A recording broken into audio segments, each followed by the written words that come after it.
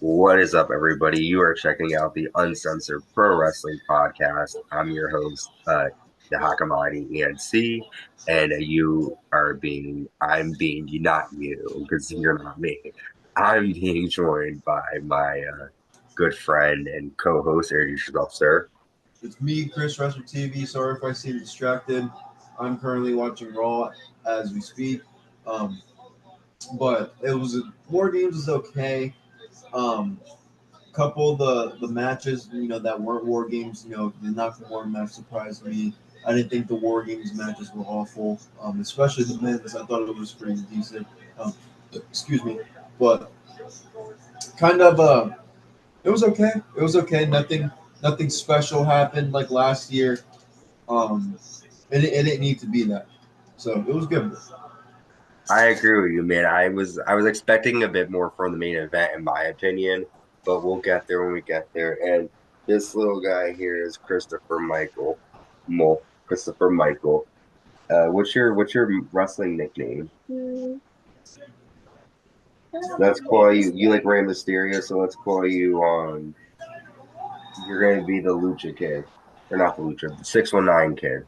The 619 kid here. He's gonna be jumping in every now and then to give his thoughts too, because you watched it with us, right? Yeah. Okay. So WWE Survivor Series is live in Vancouver, British Columbia.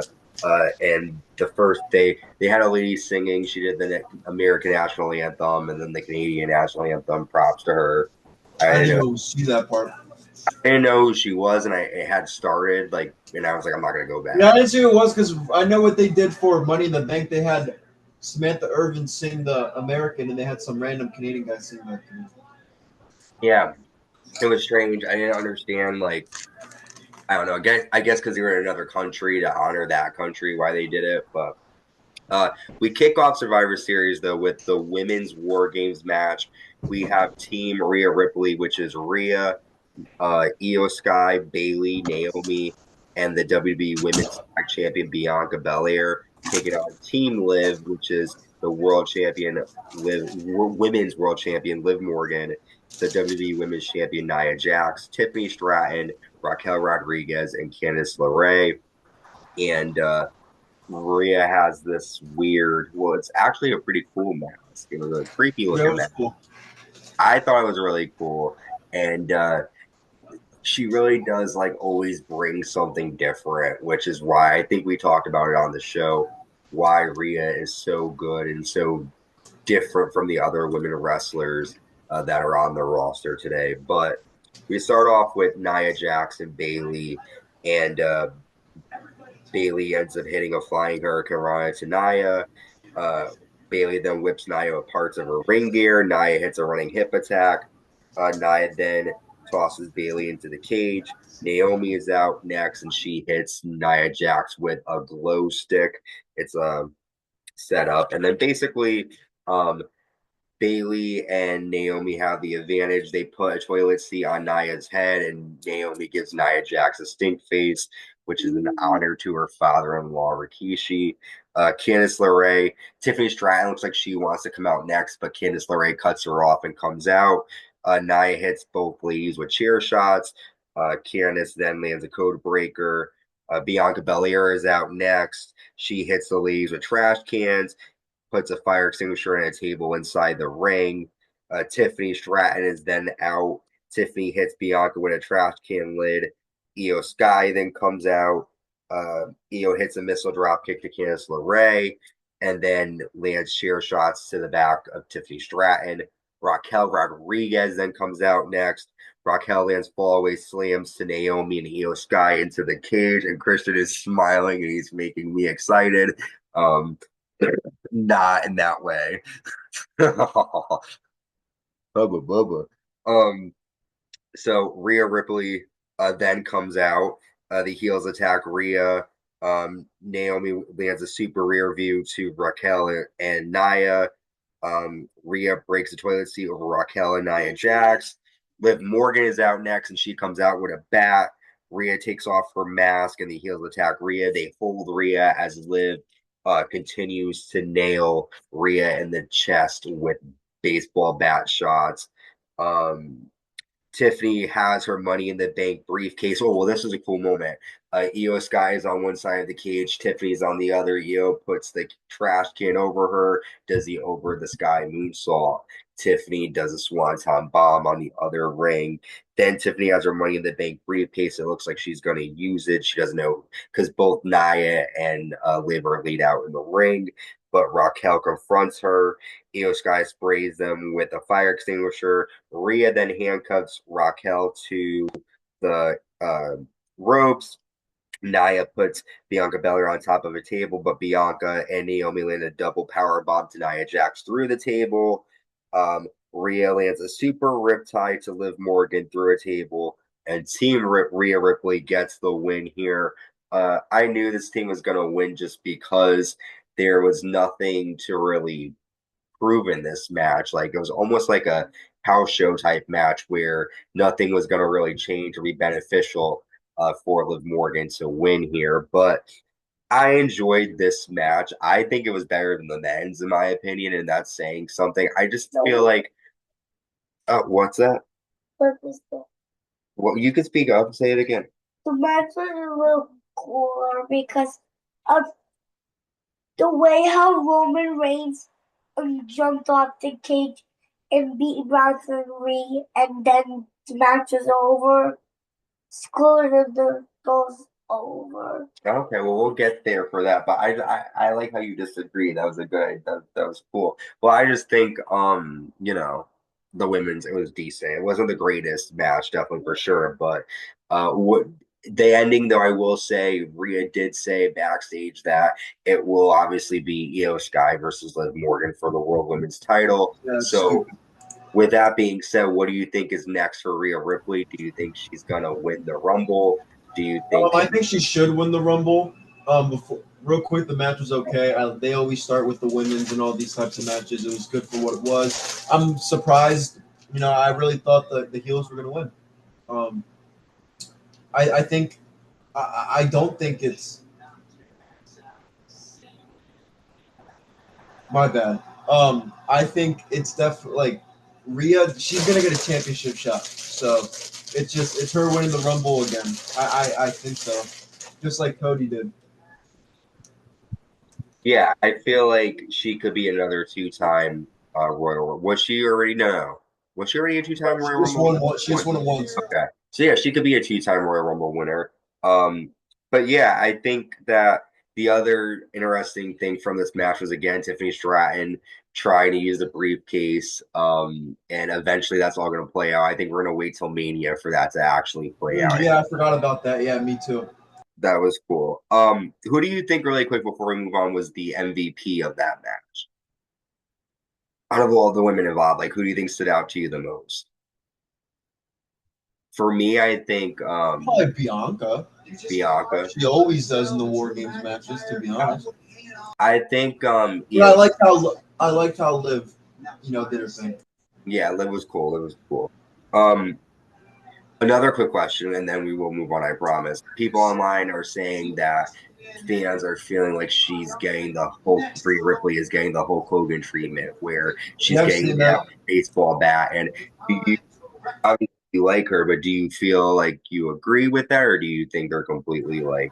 I think they need to realize that Rhea Ripley's the biggest star in women's wrestling when Charlotte and Becky aren't there, and they need to stop bitching because they don't like her. Okay. Sorry for the language, but she's Rhea Ripley's exactly what a superstar women's wrestler should be. Yeah. All right, cool. And you like this match too? What? The WarGames? Yeah. Do you like Rhea Ripley? Are you glad she won? All right. Well, she was the one who got the victory, though. She did. Let's move on. We have the WWE US Championship match. The US Champion LA Knight defending against Shinsuke Nakamura, who comes out to new music and new gear. And real quick, what was your thought on it? Did it make a difference to you? Did it? No, why would it? I thought it was really cool. Like I thought it was like old school. Like it was like I see what you mean, but and I feel bad because like back in the days, like Japanese people were like the heels and were like creepy and like, but like Christopher thought that he was the Undertaker. So for a little kid's point of view, it's they see that and are like, creeped out, and I thought it was cool. So he comes out and it's a back and forth match. LA Knight slams Shinsuke Nakamura's head into the apron many times. Nakamura lands a back elbow and a low drop kick. LA Knight lands a torture rack slam for a 2. LA then lands a flying elbow drop. Shinsuke drops LA Knight head first onto the steel between the rings, and then Shinsuke Nakamura puts out LA Knight with a Keen Sasha, and we have a new WWE US champion in Shinsuke Nakamura. And I didn't think they were going to pull the trigger on it, but after neither did I. Finally, though. I'm glad he's going to win, but I feel like part of it is that he's going to Japan, and I think that they want him to have a, I don't know, but I do think he deserved it. This new gimmick is different, and LA Knight, I don't know, I didn't like the way he didn't really put up a good fight. I feel like, it was very, he just kind of got his ass handed to him. But what did you think of this match? I'm happy Shinsuke won. LA Knight's reign is done. This is going to prove how overrated he was. It was a good match. I'm really curious to see what we're going to do with Shinsuke, because I'm happy they finally did something with him. I'm definitely on board with you. And what did you think? Were you happy that Shinsuke won, or were you LA Knight fan? More LA Knight. More LA Knight. What do you think he'll get the title back? Yup. Okay, well, we'll have to wait and see. He's going to beat Shinsuke Nakamura, you think? Yup. All right. Well, time will tell. This one's making me excited, and I hate my life because I'm gonna. Well, I don't hate my life because I'm gonna watch it in a little bit. WWE Intercontinental Championship on the line in a triple threat match. We have Sheamus versus Ludwig Kaiser versus the WWE Intercontinental Champion Bron Breakker. Sheamus lands an Irish curse to Bron to start the match. A lot of back and forth action. Sheamus lands a power slam to Bron. Ludwig drop kicks Sheamus into the ring steps. Sheamus lands a 10 beats to Ludwig over the railing. It does the same to Bron Breakker. Sheamus clothesline Ludwig Kaiser over the railing with a shillelagh. Bron Breakker lands a Frankensteiner as Sheamus. Bron runs into a steel chair in the corner. Ludwig attacks Sheamus with the shillelagh. And then Bron Breakker spears Kaiser and lands a spear to Sheamus. And Bron Breakker retains the Intercontinental Championship here. We obviously knew that was going to happen. But Ludwig's a funny name. Ludwig? Yeah. Ludwig Kaiser. That is a funny name.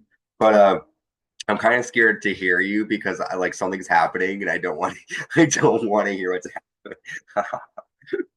But what'd you think of this triple threat? Holy shit! It's exactly what I thought it was. You don't get to talk to Jey Uso that way. Hi, sir. It's exactly who I thought. It's exactly what I thought it was gonna be.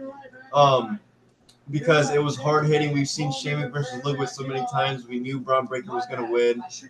He should have dominated more of the match, in my opinion. But this was the right call, obviously. What's your excuse? Basic triple threat match, but it was a good match. They gave it their all.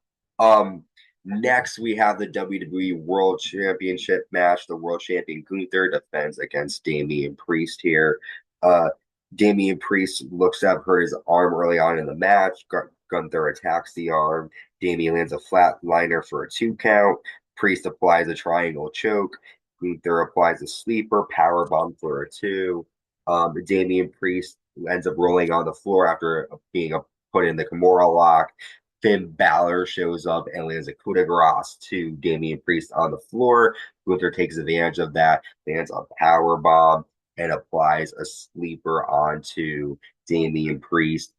Christian, our man, lost here. I knew Gunther was going to win, but I also knew Finn Balor was going to get involved and do some kind of shenanigans here.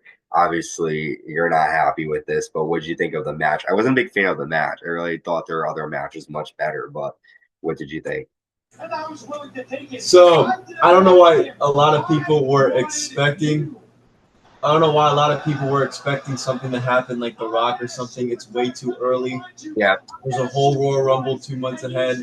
Netflix era's coming up. We'll see it before that, I think. It was a good match, right? Another storytelling match. Now it's playing out right now. Oh. So this. I know nothing. I'm but scared. no, yeah, but it's really it was okay for what it was, right? I think Jacob Fatu looked really well. I just think the 2.0 bloodline could have looked a little more stronger. But We're talking about it's Damian gonna Priest be and Gunther. oh.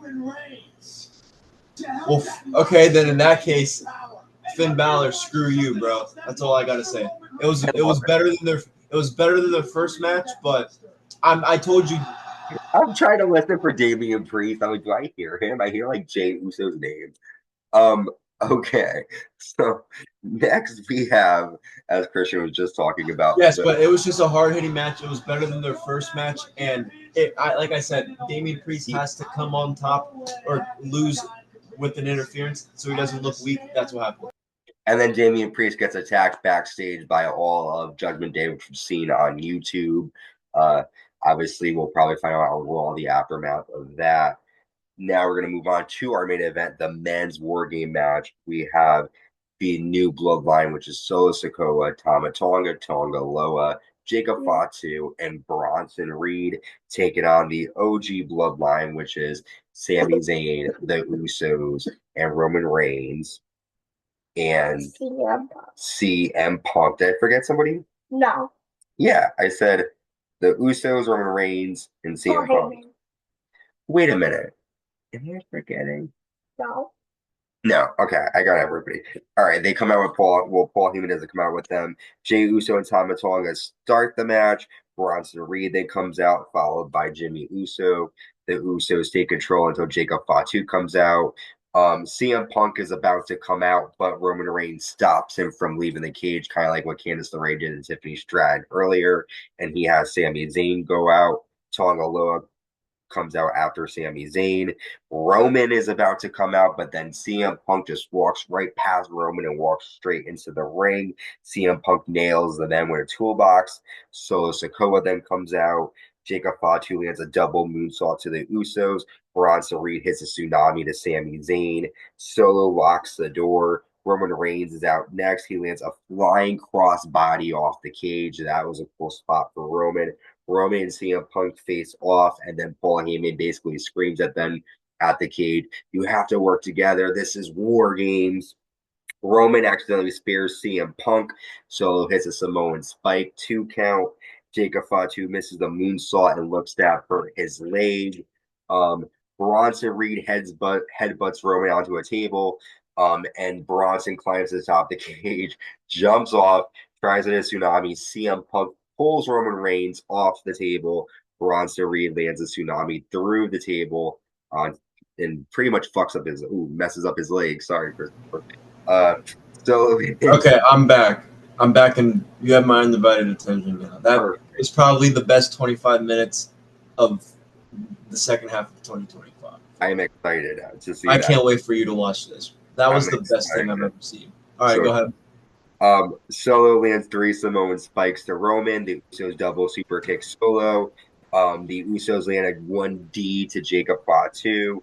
Jimmy Uso hits an Uso splash off the top of the cage to Jacob Fatu through a table. That was cool. The OG Bloodline take out Solo Sikoa with their finishers. Sami hits a haluva kick. CM Punk lands a go to sleep.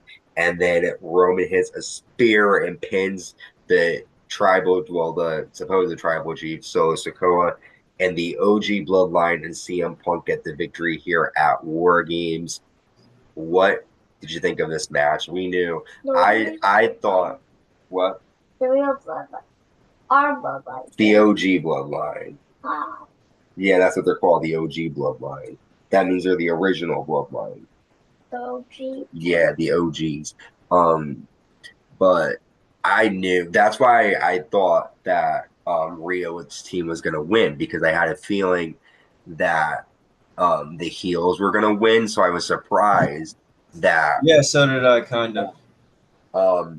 But I was happily surprised. And then after the match, clearly CM Punk tells Paul Heyman, like, "You owe me that favor." Paul looks nervous. Quick thoughts on the match, and what do you think this favor is? If you already know, don't tell me. Say that again. Thoughts on the match, and then what do you think that favor is that Punk wants from Paul Heyman? But if you already So the know, favor has not been revealed, okay, and the match. Okay, so I started getting into a little bit of it while I was distracted there for a second. I think this match was good, and I would slightly disagree with you when you said that the women's match was better, because this match showcased that women's match to me just felt more of a rivalry with Rhea and Liv, and now it's just people together. Like it didn't really feel like a team like it did with the men's match. The men's match really wanted to work together in this. It wasn't just about one person. mm-hmm. And it just adds so much more value to what's going on currently. You know, those are the biggest stars, and it's going to set up something now. Obviously, I'm not going to say much, but it's good. Jacob Fatu, again, coming out of this looking amazing. I think they should. They got something with him. I mean, he shows out. Io Sky is fine as hell. He shows out all the time. I didn't like that finish. I'll be honest, right? I didn't like everybody hitting a finisher on Solo. Like I thought that was just really dumb. Um, that was kind of unrealistic. I didn't like the ending. Other than that, good storytelling. It's really similar to the first WarGames that the Bloodline had. So Okay. Well, I don't know. I was, to be honest with you, I at that point I kind of was like, all right, like I was paying attention, but I just this Bloodline storyline has been going on for over 2 years now. knows how to say mama. Oh, cool. I'll have to, mommy, what? My niece just said mama, and she's 5'1", so that's a big. oh, So, did she dude, say I mama? forgot Lillian Garcia was still announcing. Oh my Yeah, god. sadly. Um, but I just feel like this bloodline angle really needs to end. Like I'm really It's not going to. it's just like, oh, like Like it's really not. Like they could realistically drag this out another year. I I know, think, but it's just like why? especially with all these people that are quote unquote of the family like signed. Yeah, they Mm. could easily extend the story another year. They could do it, but I don't want to see like after like I just want to see Solo destroyed and then new. Like I don't want to keep seeing Roman and Solo go at it because realistically, my honest opinion, when I see Yeah, but they Roman, haven't had their match yet. no, I get it, but here's my take on it. I don't believe at all that Solo holds a candle to Roman, even in the ring. So it's like I don't believe anything that this guy is like throwing out there, and he's supposed to be the biggest threat to these people. And Roman Reigns has destroyed so many people for over 2 years, and they have this guy who's my age pin Roman Reigns clean in the ring. And then it's like we're supposed to believe like they're trying. I feel like they're trying to make him bigger, and I just feel like we're talking about Solo Sikoa. He did pin Roman. What did you think of that? You didn't Wait, like when him? did he pick him? I think it was at the last pay. I don't know if it was the last pay per view, but the last time they fought, they didn't have a one on one match though yet. I just hope, you know what I hope they do? I hope they have a situation where like they beat Solo and then like he does his own thing and then like a new group rises up, like you said, like the new people that are joining, and then that way it's like fresh new blood. But listen, it has been doing good, and based on your reaction, and yeah, and based on your reaction and what you saw earlier, it looks like some good stuff is heating up. So I will watch and see how it plays out for sure. But that is it for our recap of Survivor Series. It was a good show.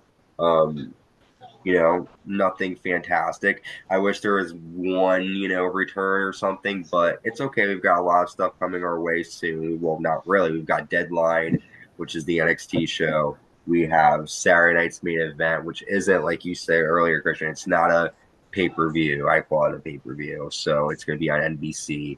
And then the next pay-per-view is February 1st, the Royal Rumble. And they keep saying it's going to be under a dome. What does that mean when they What, say the that? Royal Rumble? Yeah, I think. They say that it's going to be under a dome. Oh yeah, it's in Indy. So do you know what a dome is? No, You don't know what a dome is? no. A dome Maybe if is you explain it, I'll like know what it is. domes in. You want to know what a dome is? Yeah, An indoor stadium. an indoor suite. So, Kind of like we're Indianapolis, we're like the WrestleMania 8. yeah, like WrestleMania 34 and Mercedes-Benz Superdome. The first TLC match, WrestleMania Astrodome. Um, Oh, WrestleMania 17. WrestleMania 17 Astrodome. Okay. It's an indoor stadium. So where I know you're not a sports guy, Mhm. so what WWE does, they run football stadiums, and what they're doing now is the Indianapolis Colts football Oh, the stadium baseball in team. the the football team. No, I'm saying they normally run football stadiums, They right? run football stadiums. Okay. So So they're for WrestleMania, SummerSlam, they run football stadiums, and over the past 3 years, they've been doing baseball stadiums for Royal Royal Rumble. Rumble. So why are they making a big deal that this year's Royal Rumble is going to be under a dome? I don't know. WrestleMania's in the dome all the time. Yeah, that's why I was asking. I didn't know what a dome Yeah. was. Like I thought there was some sort of special like thing. Let me think. Where is it? Where it's in? I don't know. Yeah, it's not. It's in.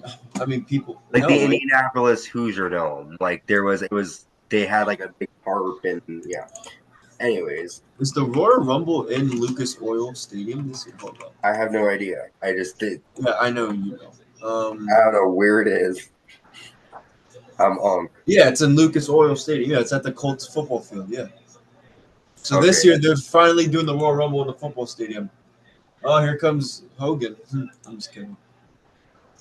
Rhea Ripley. Yeah, This is my brutality. she's so fucking sexy. Look. So, what do you think about the Survivor Series pay-per-view? Did you like it? Oh, you know, I forgot. WarGames, you mean? Yeah. What did you like War Games? Get it. I did. What was that about? I did. Like, Oh, get it. okay. Well, that's kind of weird that you're doing that. Okay. Well, I enjoyed it too. I thought it was a decent show. I was surprised with Shinsuke winning the title, but other than that, decent show, and I'm glad that we got to watch it. So, thank you everybody for tuning in. Yeah, sorry that I was distracting. No, it's You okay. will. I promise you, once you watch that, you will understand why. Okay, we'll definitely check it out for sure because I want to see. But no, it was good. Good. I think our next recap will be this Raw. Yeah, It's probably wrong. Yeah. Unless you join me for the full gear, which I plan on doing like tomorrow You're or gonna something. do Full Gear. Yeah, I know I'm super late, but I'm still gonna do it because I I'll do want. Full Gear. I don't care. But all right, well, a lot of stuff coming your Shit. way. Thank you for staying, for checking us out. Make sure you subscribe, check us out on YouTube, on Apple Podcasts, Amazon Music, Spotify, wherever you get your podcasts. Until next time, stay safe and stay uncensored.